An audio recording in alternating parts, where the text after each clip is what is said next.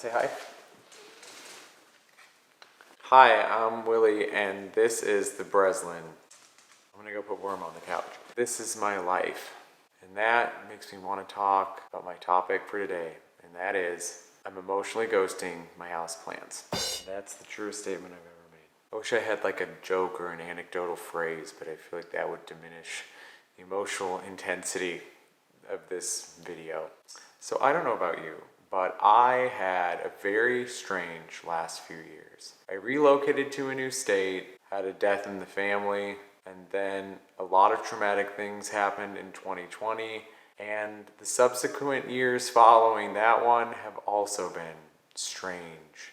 And one thing that I did amidst all of this anxiety and trauma was buy a lot of houseplants to give me a sense of purpose. And not only that, I got into sort of the zeitgeist of the rare plant market anyways.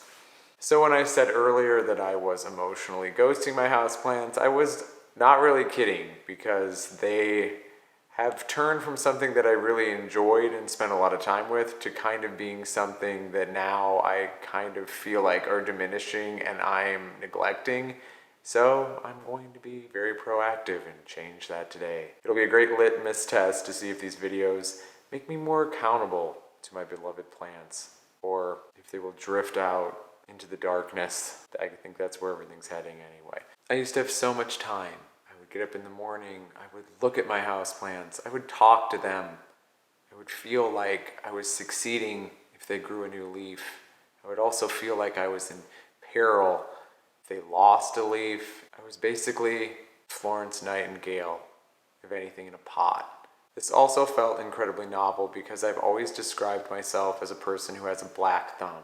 But suddenly, when I arrived in Missouri with a more southern temperature and more available sunlight in the house that I was renting, suddenly things almost flourished, and that felt super validating.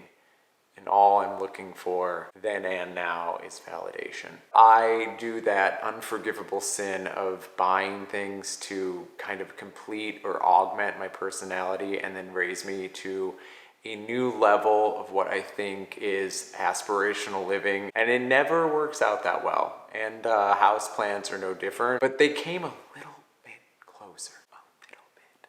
Like this close. I mean, you had online platforms, you had friends, acquaintances, nurseries, small businesses to support, Etsy, and not to mention the plant tube community that I lurked around in and never made any comments but felt deeply connected to. And so yeah, I just started acquiring. I mean, houseplants felt like collecting fine art. And then I started going to big box stores, and I bought the heavy hitters for aesthetic living. I'm succeeding, I'm happy, I'm propagating. But there were also other problems in the equation, and they ranged from stuff like forgetting to water something to having my plants get thrips and spider mites and rotted roots and just like a whole bevy of things that you don't foresee when you spend $20 at Home Depot. And I moved, and that thinned the herd, and we're kind of where we're at, but in some ways it was better then because I still had optimism on my side. And now I'm gonna get back in the saddle and get these plants looking amazing. I really believe it. And Whispers is gonna help me. And so now it's probably a good time to give you a plant tour. And I'm gonna look at all of these plants and then cut in footage of my favorite ones so you can see arguably what I've been up to for the better part of the last 3 years. And see if perhaps you can mirror this experience, or it will affirm to you that don't buy so many houseplants and just pick one or two. Okay, let's get started. First up, we have, I don't think they call them this anymore, but a Selloum plant. And this thing I just can't kill. It had thrips, and then it had root rot, and then I chopped it all off and left it outside, and somehow it still kept going, but it's never really flourished. After that, we have the great hope of my houseplant collection. And you know you're in trouble when you say collection, but I have a Calathea Network plant, and I got this, and this was one of the first plants that I acquired, and it has grown quite large and very substantial, and I feel like it's part of the family now. It's very opulent.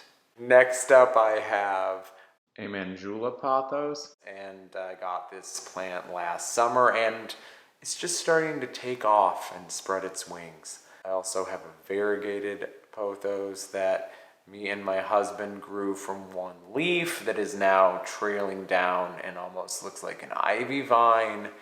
It's been staked, and then it was taken out of the stake, and now it's kind of just existing in its own realm.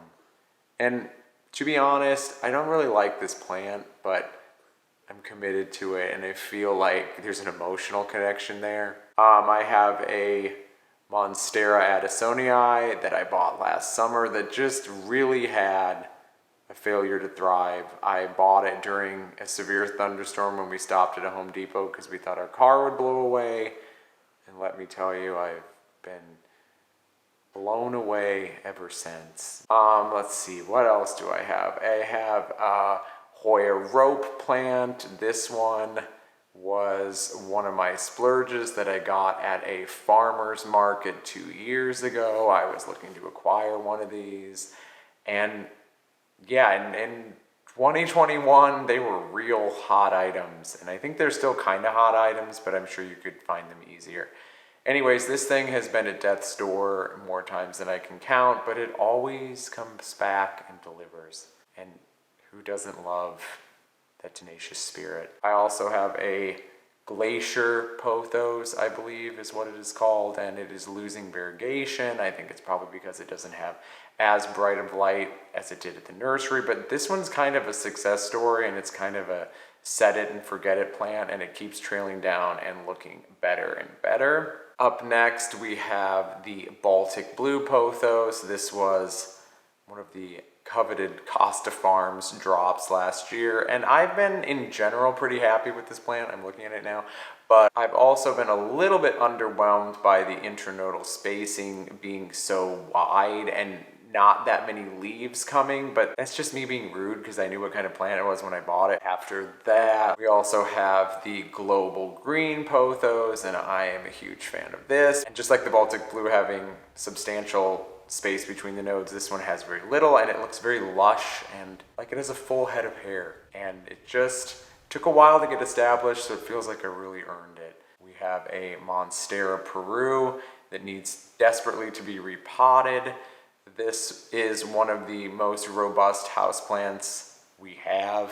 It was a slightly impulsive purchase at Virgil's Plant Shop in Kansas City. Shout out to Virgil's. It was one of the best shops I have ever been to, and they are super nice, super knowledgeable, and I enjoyed the shopping experience immensely.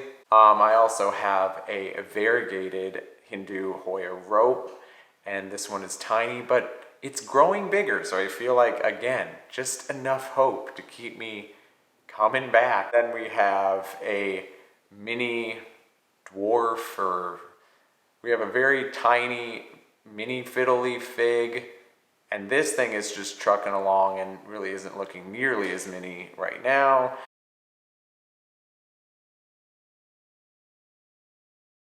We then have the Moonlight Philodendron, which is enjoying the dappling of natural light through the window that I'm sitting by right now and filming this video. And then my status and braggable pride and joy is my Pink Princess Philodendron that I got from Walmart.com last summer, and I even made a video about it on another YouTube channel that has went the way of many of my dreams, and that is that I hope it is resting in peace. We have 3 substantial Monsteras. These are all from, I believe, the Home Depot, and surprisingly, they're still thriving. I'm going to have to do a major repot on these 2 more young, but ultimately more fenestrated monsteras because they're growing outward instead of up. So stay tuned for that action.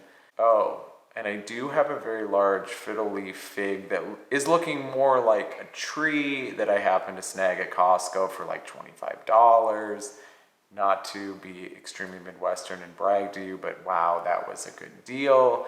And then I have my flower in the attic moment with a neon pothos that looks like death. And I'm not gonna show you, but maybe I should show you because it kind of seems confessional. It seems like I need to call a priest. Oh, and I almost forgot the white bird of paradise. Okay. And if I'm missing anything else, I can just tell you about it later. I'm excited to make some videos about how to properly care for these plants because I don't know what's better than not being an expert about something on the internet and then reporting about it. I'm watering, I'm enjoying, and I don't know, this feels like adult show and tell, so thanks so much for letting me show you my basic, beautiful houseplant grouping, and I hope you enjoyed it too. So I'm dealing with my mental health. These plants I think are helping. I'm excited to see where they're going. I'm gonna keep trucking along. What does the future hold? Well, I have no clue, but I'm excited to share that journey with you. If you liked this video, please give it a thumbs up. If you want to spend more time together, hit that subscribe button. I know that I do with you. And I hope that your week is just going amazing and that you found the end of the rainbow. And I hope it's more the Lucky Charms version with the charming and cute leprechaun and not the one starring Jennifer Aniston. Okay, bye. There's a bonus whale fin sansevieria that isn't really showing up very good. And that's... What do you think about it, Whispers? What are you barking at? Tell us, please. You're so intense.